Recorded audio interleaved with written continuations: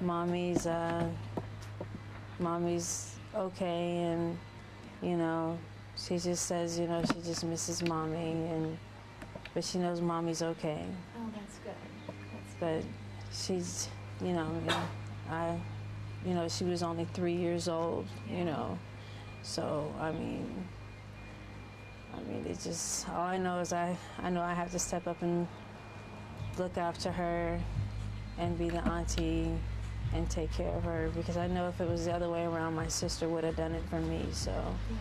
Do you have any children of your own? Yes, I have two. I have a 7-year-old and an 8-year-old. Samari is 8 and Jade is 7. Oh. They're 11 months apart. Oh my goodness. Yeah, so. Oh, wow. Okay. Yeah, they keep me busy. Oh my gosh, yeah. Are you ready? Yeah. Okay, so Candace, the first thing I have you do is just tell me your name and spell it for me. Okay, my name is Candice, Candice, middle initial J, last name Ray, R-A-Y. Okay. And Candace, as you know, police have made an arrest in the case. Just when you found out there was someone arrested finally, you know, how do you feel? What goes through your mind when you hear that they finally made an arrest? When I found out that they had finally had made an arrest, that had really taken a burden off of my shoulders. It's because I was feeling really down and really hurt that this person that had done this to my sister, it was still walking around freely. And you know what I'm saying, no telling if he had any prior kind of domestic situations with any other women. And the crazy thing to me is that, I mean, I knew them as friends. They didn't have any kind of relationship as in dating or anything. I just knew them to be as friends. And he was actually introduced to her by a friend that they went to high school together with.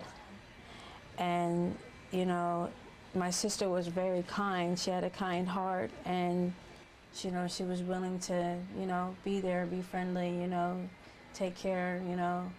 If anyone needed something done or needed something, Sarah was always there to help you get through it, or to do anything she possibly could to help you. And it just hurts me so bad that somebody, you know, had took advantage of that and taken her life, and, you know, left, you know, she has a 3-year-old daughter that needs her, and she's gone.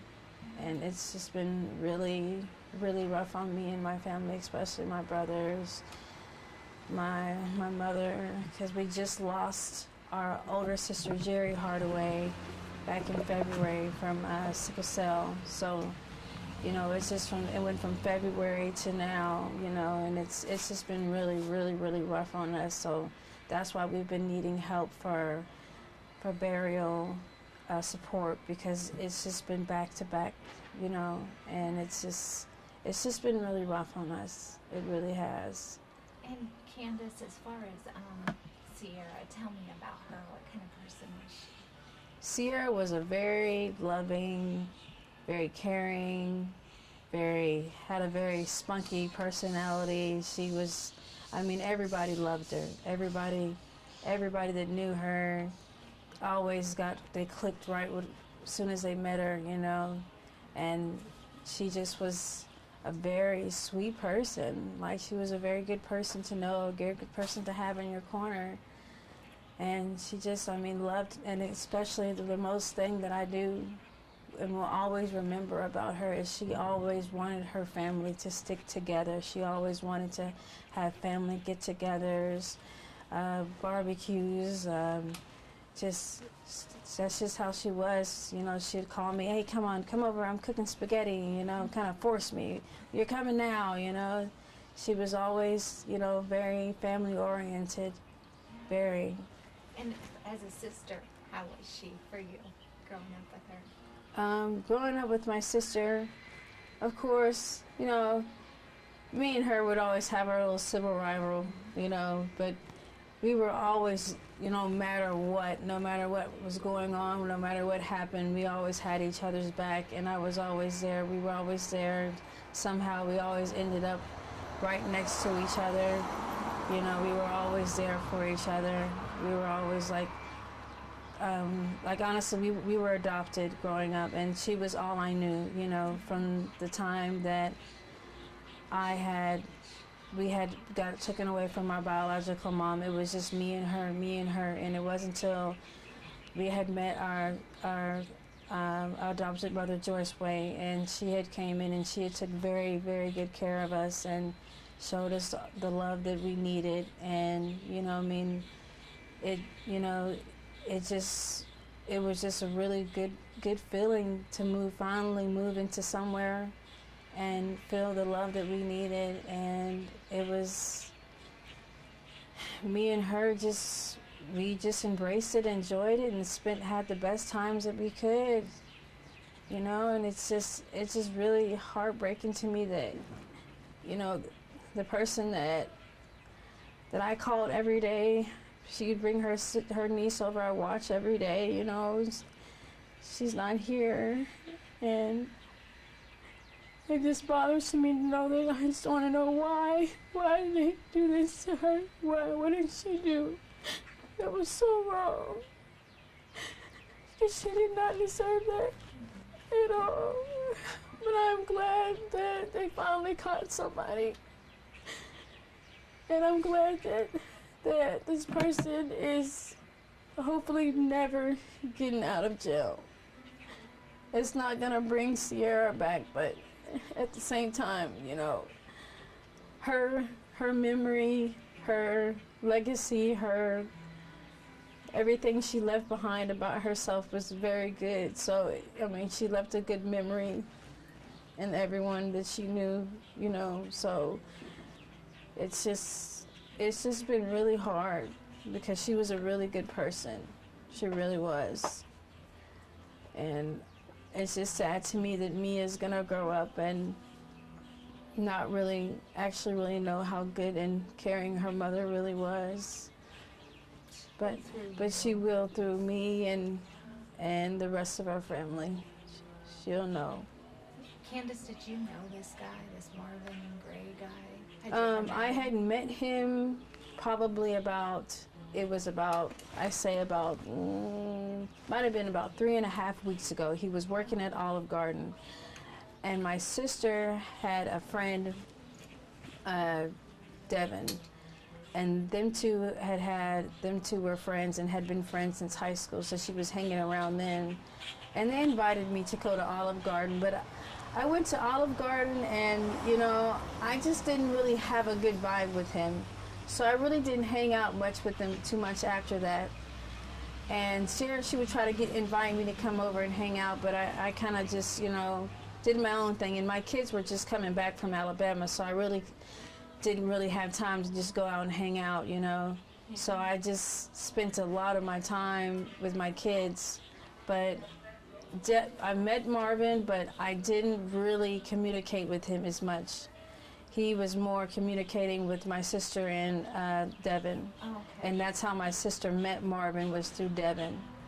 And they kind of hit it off, had been hanging out, going out to eat, you know, watching movies, and it seemed like everything was okay. He didn't seem like he would do anything. Like, it never crossed my mind that he would do anything like that. I mean, he seemed like an all right guy, you know, but at the same time, you know, you never know. Like, some people, you just can't really just off the top think somebody would do something crazy. But he always was a little quiet and a little, you know, kind of in his own world. But I didn't ever think, you know, I didn't think anything of it.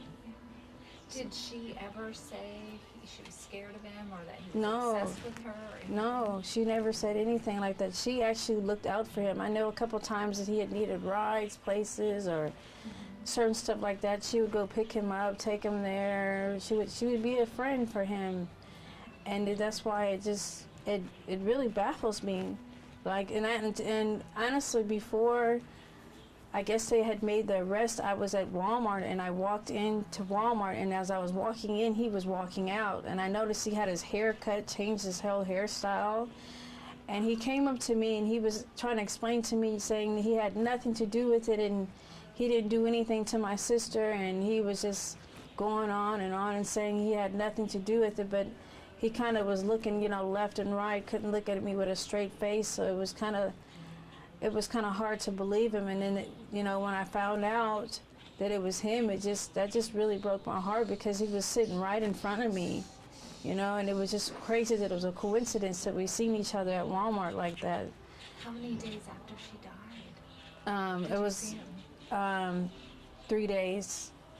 How bizarre. Yeah. So when you heard that, when the police told you it was him, Yeah. were you just shocked? Yes, I was.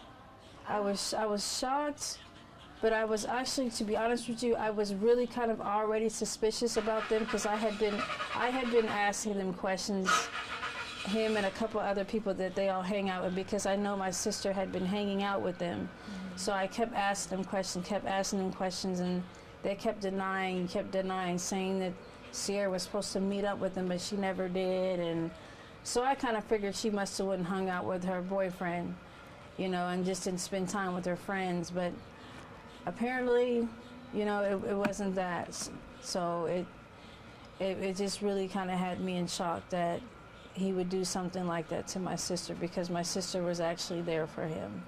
So they hadn't known each other but maybe a month. Yeah, just about a month. How bizarre. Oh my gosh. So now, I mean, talk a little bit about, you know, how you go on and how you help her little girl go on in life. So far, I have been calling her father, and in Liberal, Kansas. Oh, that's where he lives. Okay. Yes, so she's in Liberal, Kansas with her father. And I've been calling and I've been talking to her, and she's been spending a lot of time with her grandmother because her dad works so much. But when I do get a chance to talk to her, she talks, and you know, she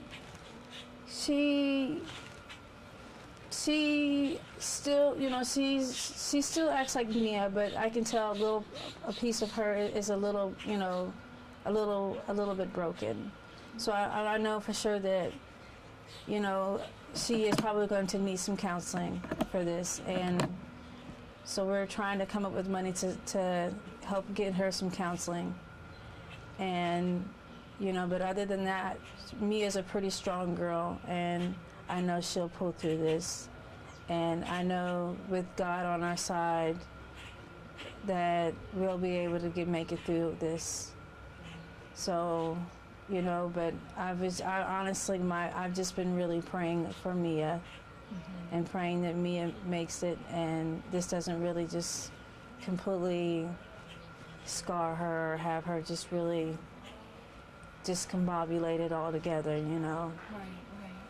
And as far as your relationship with Sierra, would you say you guys were best friends? Me and her were, I mean, we were very close. Like, she told me stuff. She told me everything. She told me everything. I told her everything. We shared everything. I mean, not to be silly or anything, but it would be times we and her shared the toilet seat together at the same time. Like, we and her were very, very, very close. Very close. Very close. I'm so sorry. Is she your only full sister or brother, or do you have other siblings? No, I have other brothers and sisters. Okay. Yes, it's to be quite honest with you, I have let's see, 13, 14, 15. I have 15 other brothers and sisters. Oh my goodness. 2 passed away. 2 of my sisters have passed away, but no, 3 had passed away. I'm so sorry. And, you know, but, you know, it's been really rough with Sierra.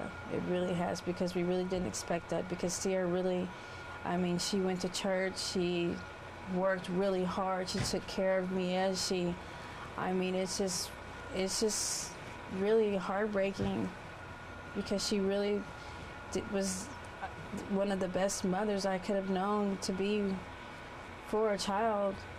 You know, she really did a very good job of taking care of me, and it's just really heartbreaking. It really is. I can't even imagine. Well, is there anything else you want to add as far as your sister or the suspect or anything that I didn't ask you about?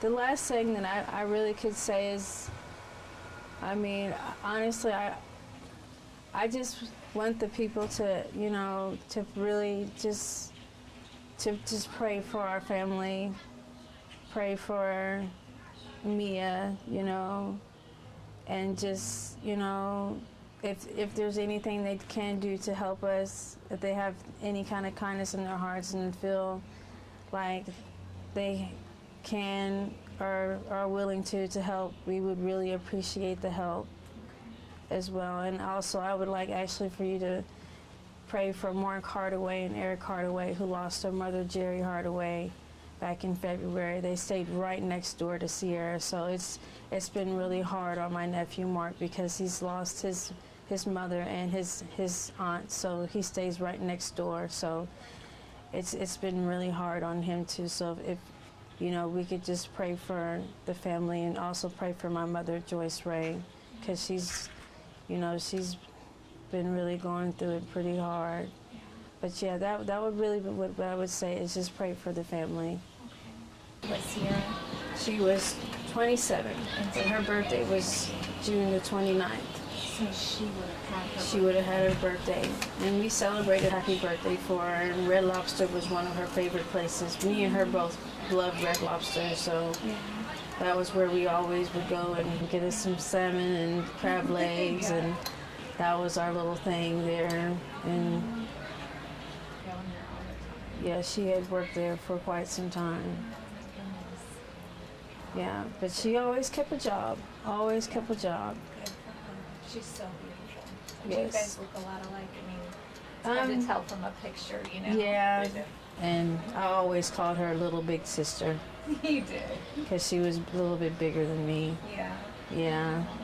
She would always act like she was the mommy, though. And she would probably really be in shock that so many people have been reaching out and have been in such pain and loss for her. Like that would really make us put a big smile on my sister's face. And honestly, I really think she's looking down right now and just smiling at everything that's been going on. And I'm so glad that it didn't take months and months for this investigation to come about. And it's just, I'm so glad everyone just kept praying and praying and praying and praying for justice, And I'm really thankful to the detectives, because they told me they weren't going to stop. Like, it was times I called up there and cried and said, please, please, whoever did this to my sister, please find it, please, And it was really hard on me. But now that I know, that they have somebody in custody, and, that went on ahead and said that he had something to do with it, I'm very, very, I'm not happy, but I'm very pleased to know that they got him and he's not walking around here on the street. That way no one else can get hurt. Yeah, it's so scary, to think, especially the whole Walmart thing. Yeah. That was just such a crazy coincidence that I walk in and I seen him. I couldn't believe that I walked right in and he was right there. That's really bizarre. That was, I didn't even know what to say. I was shaking, I didn't even know what to think. He would have just hugged you and said, He didn't hug me. Sorry. He just walked up to me and was just saying, please, please, Candace, I didn't do this. I know you guys have been thinking that me and another person that he was hanging out with had something to do with it, but please don't think I did this. And he tried to give me a hug, and I kind of brushed off and went the other direction. I was just like, please, just right now is just not the time. And I really appreciate it if you just keep walking and stay out of my, just get out of my view right now. Yeah. Very, very bizarre. And then hours later, that's when I hear that he was arrested. Really? Yep. so weird. Yeah, Well, I am so sorry. I truly am. I know. Something, hey, we're gonna do this, we're gonna go to the park, something, and it's not been none of that. None of that. Since she's been gone, none of that. None of that. And it's been really hard. Yeah. All right. Well, thank you so much. I appreciate you talking to us. Okay.